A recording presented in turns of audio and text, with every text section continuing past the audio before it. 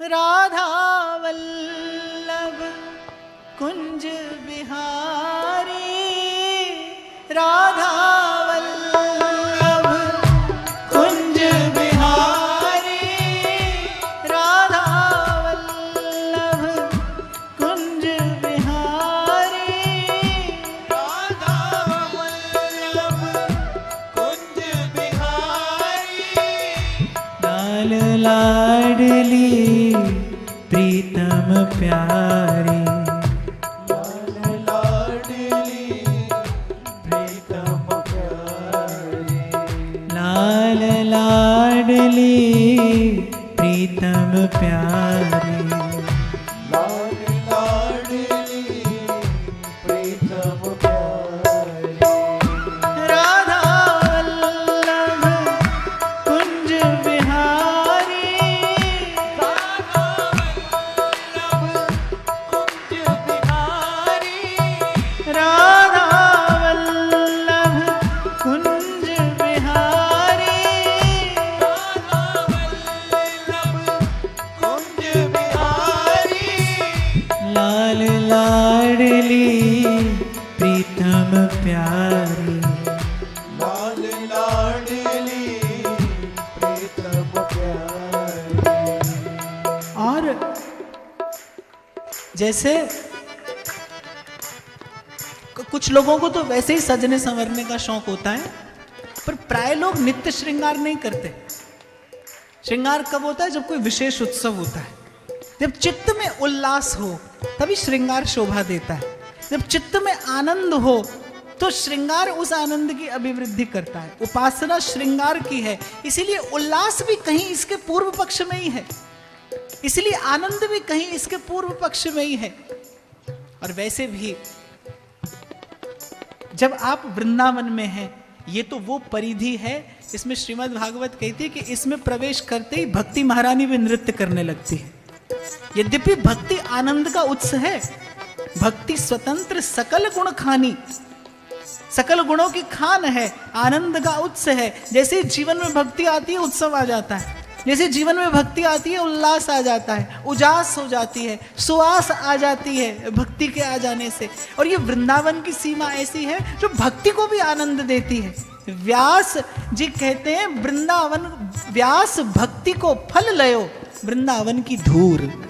बोले भक्ति का भी अगर कोई फल है, यद्यपि भक्ति स्वयं फल स्वरूपा, नारद जी कह रहे हैं भक्ति सूत्र में फल रूपत्वात् च, यदि आपके जीवन में भक्ति परिनिष्ठित हो गई।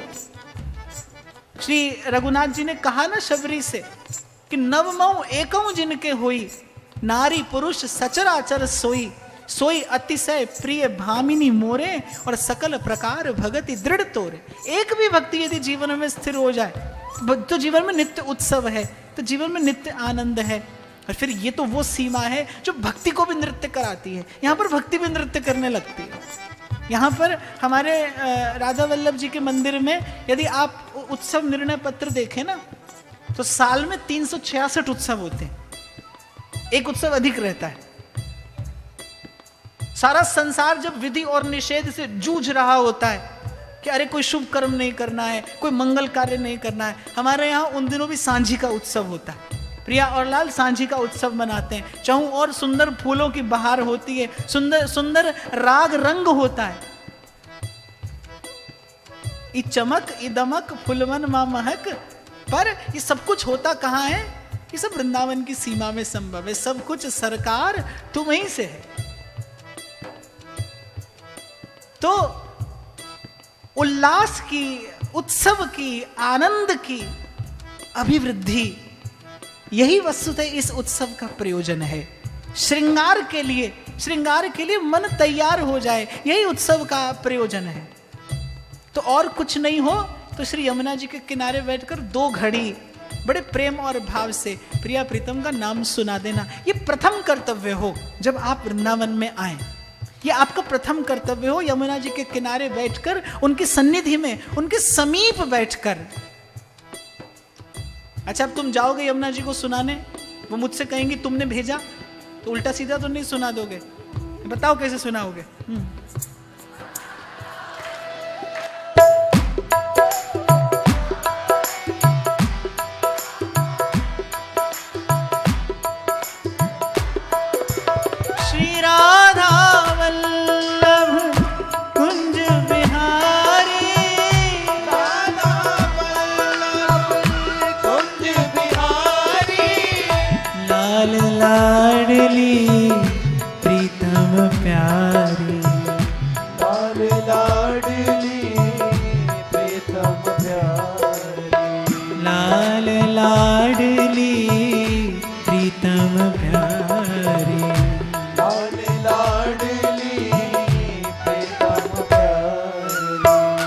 व्यासवाणी में एक स्थान पर व्यास जी ने कहा है कि हरि पाए में लोल कचैया। यहां की भाषा में कहा जाता है लोल कचैया, माने खेल खेल में, खेलते खेलते।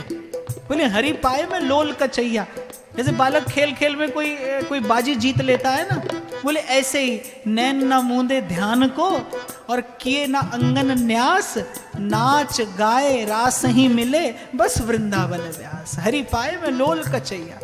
तो इसे यूं ही गीत और नृत्य न समझना, ये कहीं प्रिया और प्रियतम को प्रसन्न करने की चेष्टा है। यद्यपि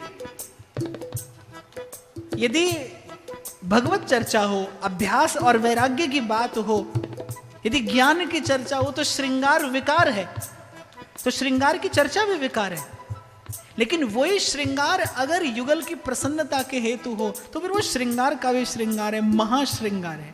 तो ऐसे ही गीत और नृत्य है, पर यदि वो युगल की प्रसन्नता के लिए हो तो फिर वो केवल साधन नहीं, वो साधन की सिद्धि है।